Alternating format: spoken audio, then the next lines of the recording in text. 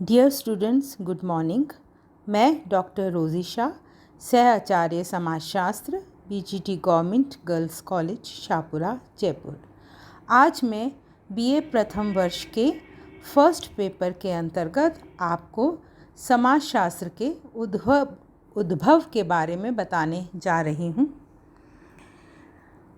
समाजशास्त्र का उद्भव, इसके अंतर्गत मैं आपको सबसे पहले समाजशास्त्र के उद्भव की पृष्ठभूमि क्या रही और क्या कारण थे कि समाजशास्त्र एक विषय के रूप में स्थापित हो सका, उसके बारे में बताऊंगी।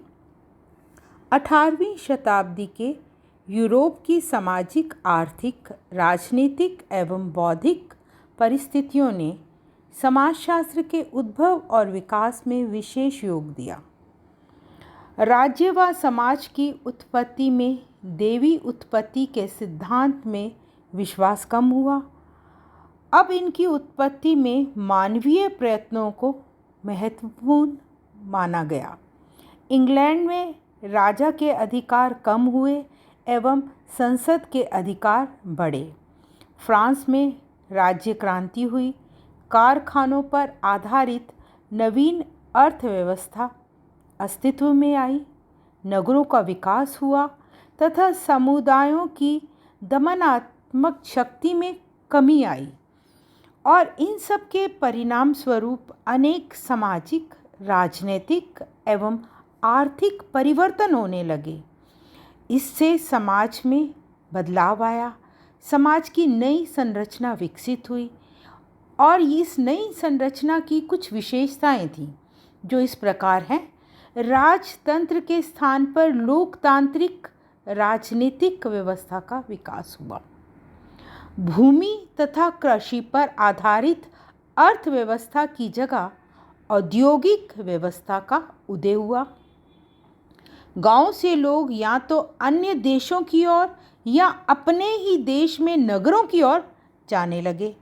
परंपरागत सामुदायिक संबंधों एवं दबाव वाली सामूहिकता के स्थान पर व्यक्तिवादी विचारधारा का विकास हुआ। ये वह विशेषताएं हैं जो कि नई संरचना के फलस्वरूप प्रकट हुई। फ्रांस में राज्य क्रांति 1789 में जो हुई के परिणाम स्वरूप सामाजिक बदलाव की प्रक्रिया में तेजी आई। इस क्रांति के फलस्वरूप स्वतंत्रता, समानता, बंधुत्व के विचार पनपने लगे। फ्रांस में राज्यतंत्र के स्थान पर लोकतांत्रिक राज प्रणाली शुरू हुई। राजक्रांति के पश्चात फ्रांस में पनपी सामाजिक अर्थव्यवस्था ने फ्रांस में सेंट साइमन तथा अगस्ट कॉम्ट जो कि समाजशास्त्र के जनक हैं, अगस्ट कॉम्ट को काफ़ी प्रभावित किया और इन दोनों विद्वानों ने व्यवस्था, पुनर्गठन एवं समाज की वैज्ञानिक व्याख्या हेतु एक नए समाज विज्ञान की आवश्यकता पर बल दिया। करीब करीब इसी ही प्रकार प्राकृतिक विज्ञानों का विकास हुआ और इसका प्रभाव सामाजिक विज्ञानों पर भी पड़ा। अब ये महसूस किया जाने लगा कि जिस प्रकार सार्वभौम सिद्धांतों की सहायता से भौतिक जगत की व्याख्या की गई है, उसी प्रकार से सामाजिक विज्ञानों में भी सार्वभौमिक सिद्धांतों का प्रतिपादन कर सामाजिक जगत की व्याख्या की जा सकती है। जिस प्रकार की अध्ययन विधियों से, यानी ये अध्ययन विधियाँ जैसे निरीक्षण, परीक्षण एवं प्रयोग का सहारा प्राकृतिक विज्ञानों में लिया जाता है, उसी प्रकार की अध्ययन विधियों का उपयोग सामाजिक विज्ञानों में भी किया जा सकता है। यहाँ भी वस्तुनिष्ठ तरीके से तटस्थ रहकर समाज का अध्ययन करना संभव है और इन मान्यताओं ने समाजशास्त्र के विकास में विशेष योगदान दिया। ब्रिटिश समाजशास्त्री बोटोमोर का कहना है कि 18वीं शताब्दी की बौद्धिक परिस्थितियों ने समाजशास्त्र के उदय में, विकास में बहुत सहायता की। इस समय राजनीतिक दर्शन, इतिहास के दर्शन, विकास के प्राणीशास्त्रीय सिद्धांत, सामाजिक राजनैतिक सुधार आंदोलन तथा सामाजिक सर्वेक्षण विधि के विकास ने समाज के वस्तुनिष्ठ अध्ययन के लिए पृष्ठभूमि तैयार की। इतिहास की दार्शनिक व्याख्या करने वालों में एडम का नाम उल्लेखनीय है। आपने राज्य, समाज, परिवार, जनसंख्या, प्रथा, कानून, नातेदारी आदि पर विचार व्यक्त किए। आपकी मान्यता है कि समाज पारस्परिक रूप से संबंधित संस्थाओं की प्रणाली है और हीगल तथा सेंट साइमन के विचारों पर उन पर प्रभाव पड़ा। हीगल का प्रभाव कार्ल मार्क्स तथा सेंट साइमन का ऑगस्ट काम्ट पर प्रभाव पड़ा। अभी मैंने आपको वे कारण बताए जिन्होंने समाजशास्त्र के उद्भव की पृष्ठभूमि तैयार की।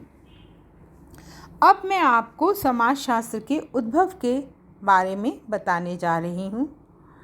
समाजशास्त्र के उद्भव और विकास का अध्ययन दो दृष्टिकोणों से किया जा सकता है। एक, पाश्चात्य देशों में समाजशास्त्र का उद्भव और विकास। दूसरा, भारत में समाजशास्त्र का उद्भव और विकास। सबसे पहले मैं आपको पाश्चात्य देशों में समाजशास्त्र का उद्भव और विकास के बारे में बताऊंगी। पाश्चात्य देशों में समाजशास्त्र के विकास की 4 अवस्थाएं रहीं और इन चारों अवस्थाओं को मैं आपको एक एक करके समझाऊंगी। सबसे पहले मैं आपको बताने जा रही हूँ प्रथम विकास की अवस्था के बारे में।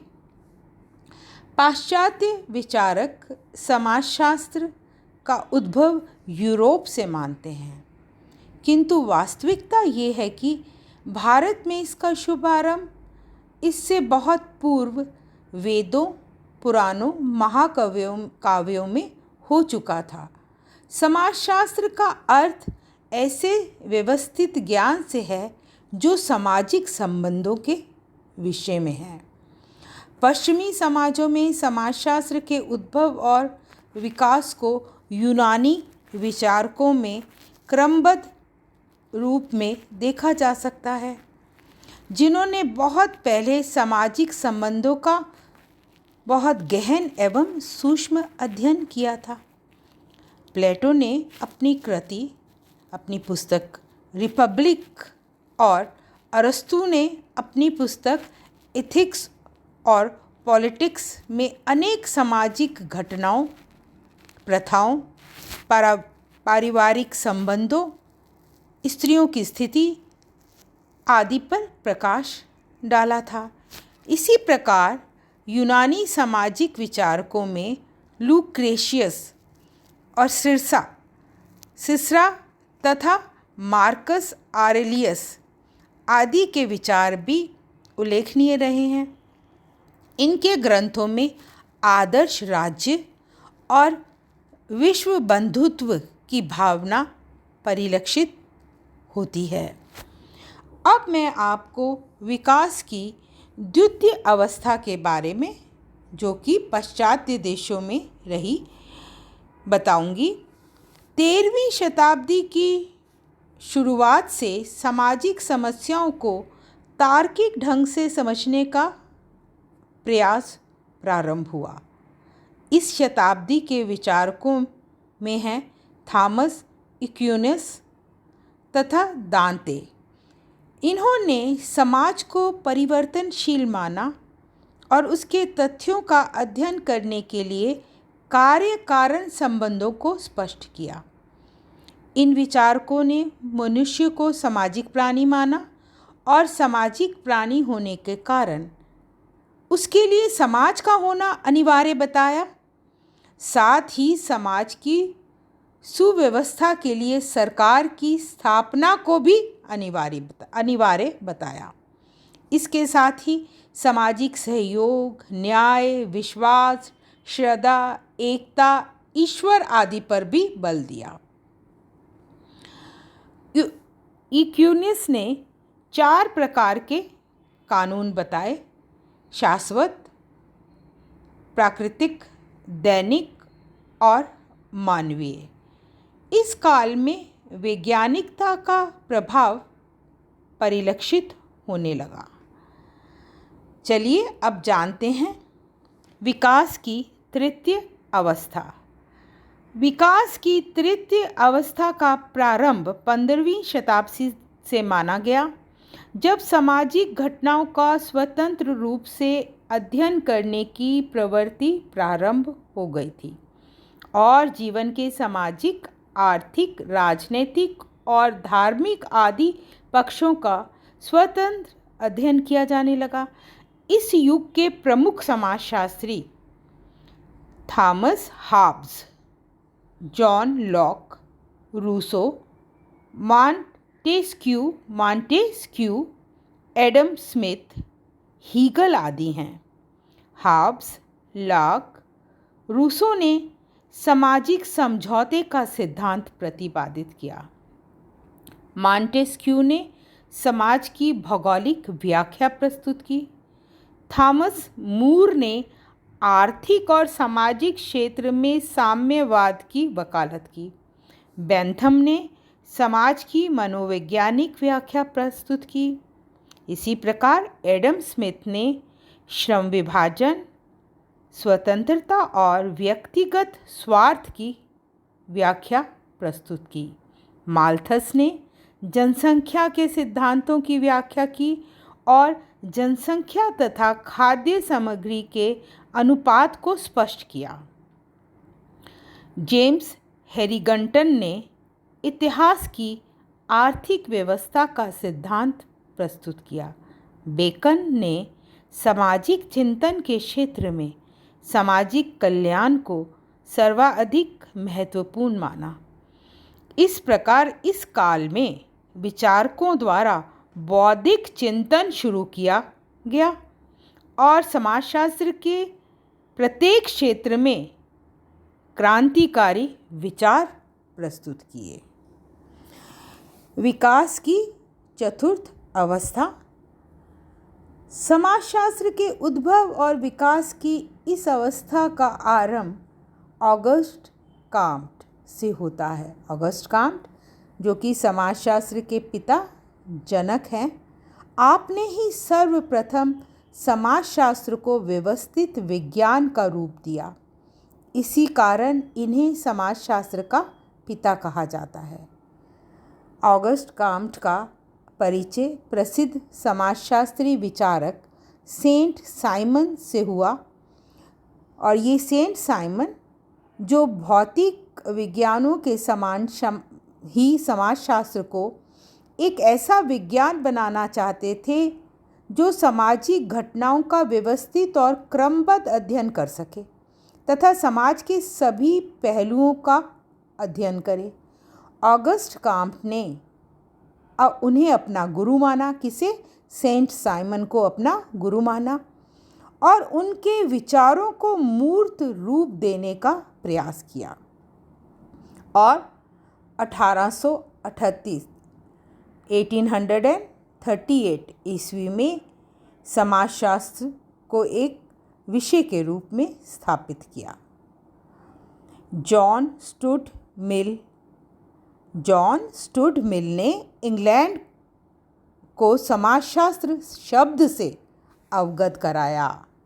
हर्बर्ट स्पेंसर ने अपनी पुस्तक सिंथेटिक फिलॉसफी और उनकी दूसरी पुस्तक प्रिंसिपल ऑफ सोशियोलॉजी में स्पेंसर ने कॉम्ट के विचारों को आगे बढ़ाया। इस प्रकार 1876 में सबसे पहले अमेरिका के येल विश्वविद्यालय में समाजशास्त्र का अध्ययन अध्यापन शुरू हुआ। स्पेंसर ने अपने सावयवी सिद्धांत में समाज की तुलना मानव शरीर से की है। समाजशास्त्र को एक स्वतंत्र विज्ञान के रूप में स्थापित करने का श्रेय फ्रांस के इमाइल दुर्खीम को भी जाता है। आपने समाजशास्त्र को सामूहिक प्रतिनिधानों का विज्ञान माना है। इसी प्रकार फ्रांस के ही टार्डे लीप्ले ने समाजशास्त्र की, टार्डे और लीप्ले अलग अलग विद्वानों के नाम हैं, ने समाजशास्त्र की प्रगति में अपना योगदान दिया। जर्मनी में 19वीं शताब्दी के अंत और 20वीं शताब्दी के शुरू के वर्षों में अनेक विचारक जैसे Tonnies, von Wiese, Hegel, Max Weber, Simmel व वीरकांत आदि प्रमुख हैं। अमेरिका के विचारकों में Giddings, Sumner, Zimmerman, Sorokin, Ogburn, MacIver, Nimkoff, Parsons, Ross, Park और यंग आदि प्रमुख विद्वान हैं। इटली के विल्फ्रेड परेटो ने समाजशास्त्र को विकसित करने में अपना पूर्ण सहयोग दिया है। इस प्रकार 20वीं सदी में संयुक्त राज्य अमेरिका, फ्रांस और जर्मनी में समाजशास्त्र के विकास में अभी जिन भी विचारकों के आपको मैंने नाम बताए हैं, उन्होंने अपना महत्वपूर्ण योगदान दिया। जबकि इंग्लैंड में इसके विकास की गति धीमी रही। यहाँ के विचारकों में वेस्टरमार्क, हाबहाउस, मानहीन, गिन्सबर्ग, चार्ल्स बूथ और हर्बर्ट स्पेंसर के नाम इंग्लैंड के विचारकों में प्रमुख हैं। आज संसार के लगभग सभी विकासशील देशों में समाजशास्त्र का अध्यापन करके देखा जा रहा है और समाजशास्त्र की लोकप्रियता बढ़ रही है। अब हम भारत में समाजशास्त्र के विकास के बारे में जानेंगे। भारत में समाजशास्त्र के विकास को 3 युगों में विभाजित किया जा सकता है। सबसे पहले प्राचीन भारत में विकास को समझेंगे और उसके पश्चात स्वतंत्रता पूर्व विकास और फिर उसके बाद स्वतंत्र भारत में समाजशास्त्र के विकास के बारे में जानेंगे। चलिए सबसे पहले जानते हैं प्राचीन भारत में विकास। संपूर्ण विश्व में सर्वप्रथम भारत में समाज का व्यवस्थित रूप देखने को मिलता है।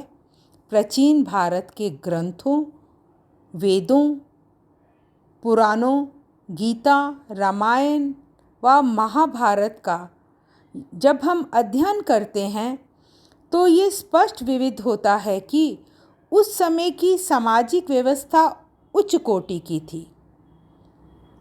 वर्ण श्रम व्यवस्था में व्यक्ति और समाज के बीच एक समन्वय था। 4 पुरुषार्थ धर्म, अर्थ, काम और मोक्ष व्यक्ति के जीवन के मुख्य लक्ष्य होते थे, जिनकी प्रत्येक व्यक्ति का पूरा करना उद्देश्य होता था, लक्ष्य होता था।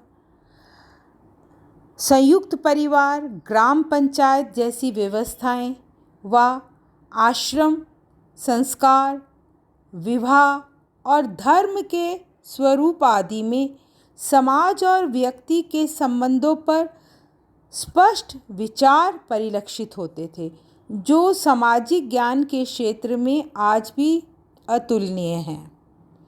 कौटिल्य के अर्थशास्त्र, मनु की मनुस्मृति,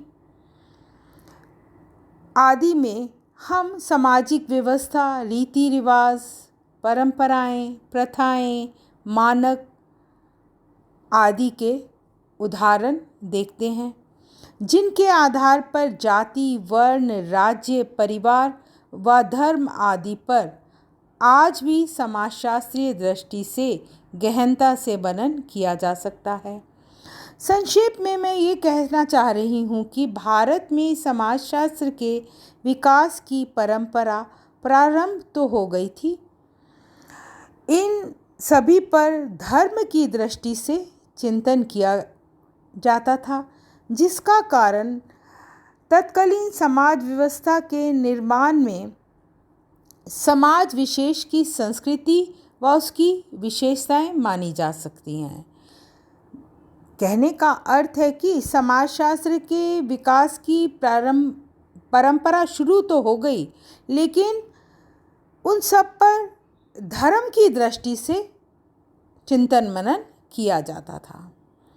अब हम स्वतंत्रता पूर्व समाजशास्त्र के विकास के संबंध में जानेंगे। प्राचीन काल में समाजशास्त्र का अनौपचारिक स्वरूप दिखाई पड़ता है, किंतु इसका व्यवस्थित स्वरूप भारत में 20वीं सदी में दिखाई देता है। पाश्चात्य देशों में समाजशास्त्र तीव्रता से विकसित हो रहा था, तब भारतीयों का ध्यान भी इस विषय के ओर गया और समाजशास्त्र का अध्ययन प्रारंभ किया गया। इस प्रकार भारत में सन 1914 से 1947 स्वतंत्रता पूर्व तक का काल समाजशास्त्र के औपचारिक प्रतिस्थापना का काल कहा जा सकता है।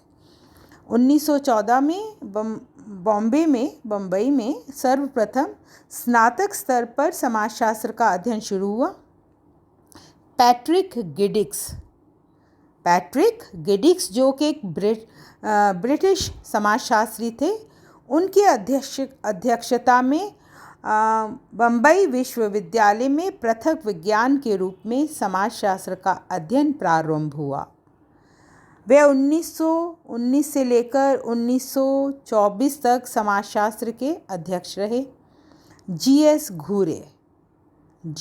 घूरे वे पहले भारतीय समाजशास्त्री थे जिन्होंने 1924 में मुंबई विश्वविद्यालय से समाजशास्त्र की उपाधि प्राप्त की और वहीं समाजशास्त्र के प्राध्यापक हो गए। 1917 में कलकत्ता विश्वविद्यालय में विजेंद्र नाथ शील के प्रयासों से समाजशास्त्र का अध्ययन प्रारंभ हुआ। शील के विद्यार्थियों में थे राधा कमल मुखर्जी, विनय कुमार सरकार, D.N. मजूमदार, निर्मल कुमार बोस आदि। समाजशास्त्र के विकास में पर्याप्त योगदान इन विद्वानों ने दिया। 1921 में लखनऊ विश्वविद्यालय में समाजशास्त्र को अलग विषय के रूप में स्थापित किया गया और प्रख्यात विद्वान राधा कमल मुखर्जी को इस विषय का प्राध्यापक बनाया गया। 1920 व 1929 में मैसूर और आंध्र विश्वविद्यालयों में समाजशास्त्र को एक अलग विषय के रूप में स्वीकार किया गया। इसी प्रकार 1930 में पूना विश्वविद्यालय में समाजशास्त्र विभाग का शुभारंभ हुआ, जिसमें इरावती कर्वे ने विभागाध्यक्ष का पदभार संभाला था। 1947 के पूर्व देश में कई विश्वविद्यालयों ने समाजशास्त्र विषय को अपना लिया था और फिर भी इसके विकास की जो गति थी उस समय धीमी रही। कहीं कहीं इसे दर्शन शास्त्र, अर्थशास्त्र और मानव शास्त्र के साथ जोड़ा गया था। स्वतंत्र रूप से एक विषय के रूप में समाजशास्त्र तब मान्यता प्राप्त करने में सफल नहीं हो पाया था। चलिए अब हम जानते हैं स्वतंत्र भारत में समाजशास्त्र के विकास के बारे में। 1947 में जब भारत स्वतंत्र हुआ, उस समय से समाजशास्त्र का भारत में तेजी से विकास हुआ। 1951 में पटना और बड़ौदा विश्वविद्यालय में समाजशास्त्र विषय का अध्ययन शुरू हुआ 1954 में गुजरात विश्वविद्यालय में, 1956 में आगरा विश्वविद्यालय में और इसी प्रकार 1959 में दिल्ली विश्वविद्यालय में समाजशास्त्र एक अलग विषय के रूप में अध्यापन के रूप में प्रारंभ हुआ। वर्तमान में भारत के अनेक स्थानों दिल्ली, जबलपुर, रायपुर, पंजाब, राजस्थान, गुजरात, बड़ौदा, इंदौर, पटना, काशी विद्यापीठ, अलीगढ़ मुस्लिम विश्वविद्यालय, भोपाल, कुमाऊं, बुंदेलखंड, कानपुर, आंध्र प्रदेश, मद्रास आदि में समाजशास्त्र विषय स्थापित हो चुका है।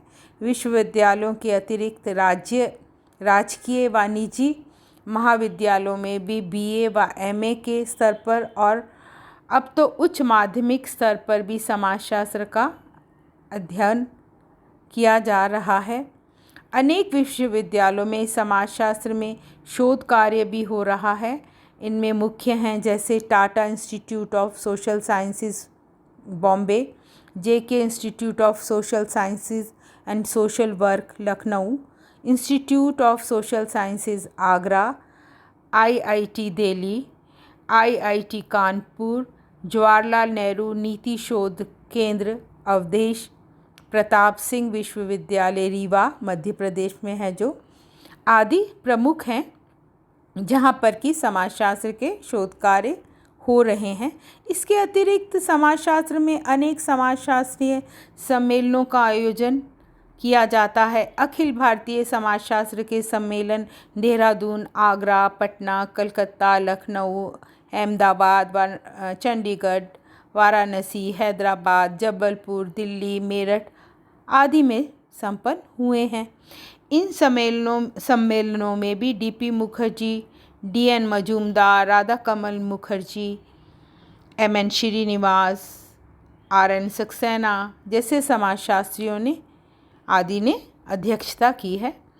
यहाँ मैं ये कहना चाह रही हूँ आपसे, संक्षेप में मैं आपको बताती हूँ कि स्वतंत्र भारत में समाजशास्त्र का प्रचार प्रसार दिन प्रतिदिन बढ़ रहा है।